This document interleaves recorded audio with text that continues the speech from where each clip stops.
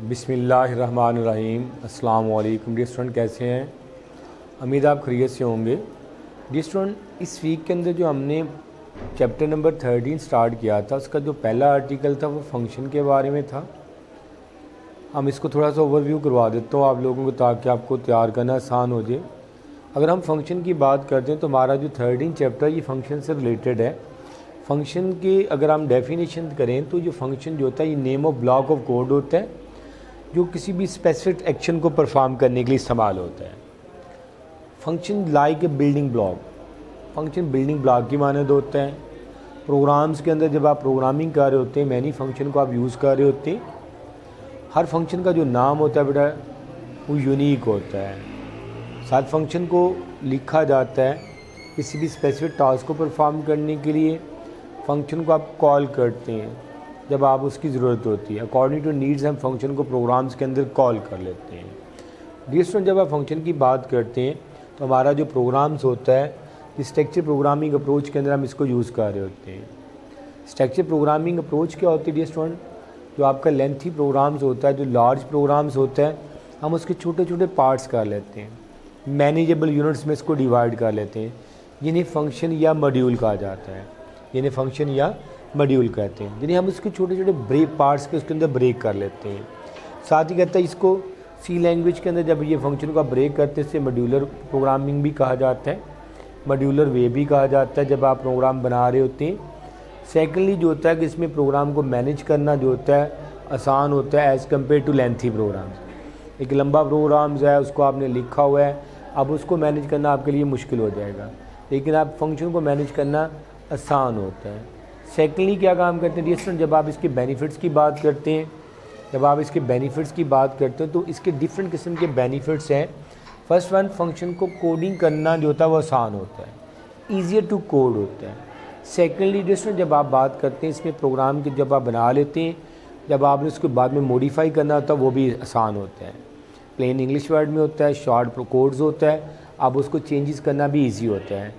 Thirdly जो होता है डियर स्टूडेंट, जब इसकी बात करते हैं वो होता है easy to maintain and bug. जिसमें जब प्रोग्रामिंग कर रहे होते हैं, जब आप लेंथी प्रोग्राम को अगर आप मेंटेन करना चाहते हैं तो वो मुश्किल हो जाएगा, लेकिन एज़ कम्पेयर टू अगर आप स्मॉल प्रोग्राम्स होगा, छोटा सा एक मॉड्यूल लिखा होगा, उसको मेंटेन करना, उसको डिबग करना भी ईजी होगा। अब डिबग कैसे किया जाएगा डियर स्टूडेंट? जब आप प्रोग्राम बना रहे होते हैं तो प्रोग्रामिंग की during the development, during the coding के दौरान आपसे डिफरेंट किस्म की एरर्स आती हैं। जो प्रोग्रामिंग लैंग्वेज के अंदर जो एरर्स होती हैं उन्हें बग्स कहते हैं। उन एरर्स को तलाश करके रिमूव करना जो होता है वो डिबग कहलाता है। रीयूज़बिलिटी की बात कर लेते हैं डियर स्टूडेंट, जब आप एक दफ़ा प्रोग्राम बना लेते हैं तो जो फंक्शन जो होता है उसमें कॉल किया जा सकता है।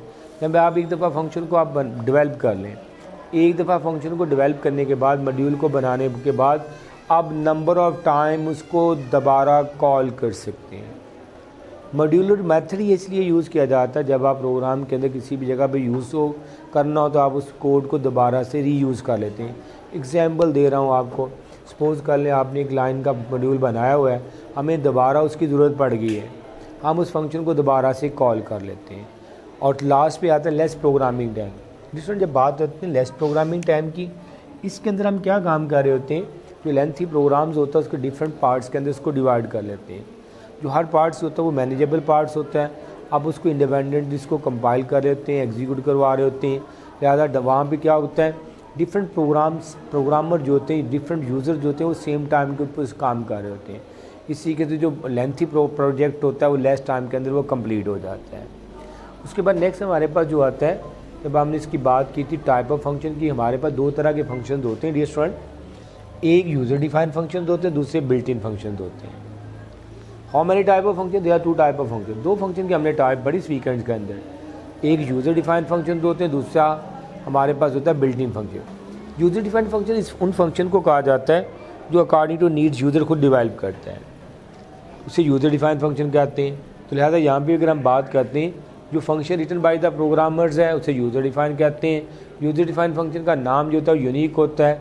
प्रोग्राम में मैनी किस्म के यूज़र डिफाइंड फंक्शन को आप यूज़ कर सकते हैं, और ये फंक्शन जो होता है अकॉर्डिंग टू नीड्स होता है, अकॉर्डिंग टू एक्सट्रैक्ट रिक्वायरमेंट के मुताबिक इसको यूज़ किया जाता है।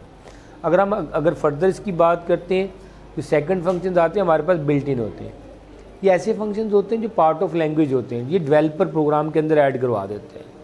मैंने इसको बिल्ट इन फंक्शन भी कहा जाता है, इन्हें स्टैंडर्ड फंक्शन भी कहा जाता है, इन्हें डिफरेंट लाइब्रेरी फंक्शन भी कहा जाता है, इन्हें रेडीमेड प्रोग्राम भी कहते हैं, डिफरेंट नाम से इसको कॉल कर सकते हैं।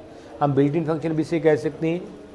सेकंड वन हम क्या काम कर सकते हैं, इसको user defined function, built in function के बाद स्टैंडर्ड फंक्शन भी कह सकते हैं, लाइब्रेरी फंक्शन भी कहा जाता है और रेडीमेड प्रोग्राम भी कहा जाता है। आप किसी भी नाम से इसको कॉल कर सकते हैं। तो लिहाजा यहाँ पे बात कर रहे हैं हम लोग जो प्रोग्रामिंग से, इससे क्या होगा, वो फास्ट और आसान हो जाएगी। हमारे पास काफ़ी सारी एग्जांपल हैं, इसको डिफरेंट हेडर फाइल में स्टोर किया जाता है।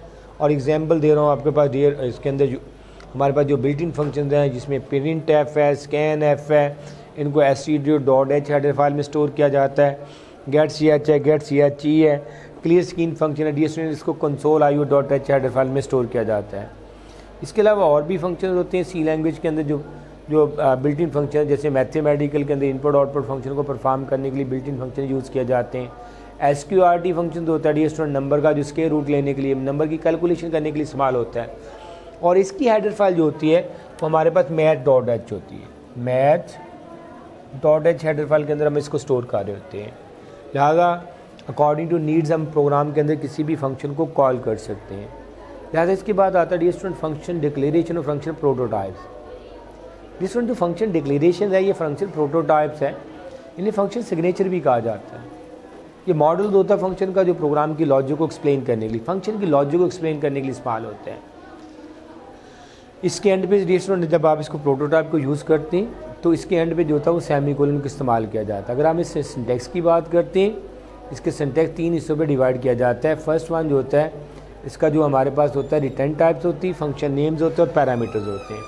रिटर्न टाइप, फंक्शन नेम्स और उसके बाद पैरामीटर, उसके एंड पे क्या होता है सेमीकोलन आता है। जब भी आप फंक्शन को बना रहे होते हैं, फंक्शन डिक्लेरेशन है। अगर हम फंक्शन डिक्लेरेशन की स्टार्टिंग से बात करते हैं तो ये फंक्शन डिक्लेरेशन जो होता है ds1, जिसे फंक्शन प्रोटोटाइप भी कहा जाता है, ये इंफॉर्मेशन कंपाइलर को प्रोवाइड कर जाता है। किसके बारे में प्रोवाइड कर रहा होता है, स्ट्रक्चर ऑफ द फंक्शन के बारे में। और ds1 जब आप फंक्शन डिक्लेरेशन को यूज़ करते हैं, फंक्शन प्रोटोटाइप को प्रोग्राम के अंदर यूज़ कर रहे होते हैं, इसकी जो सिंटैक्स होता है इसके एंड पे सेमीकोलन का यूज़ किया जाता है।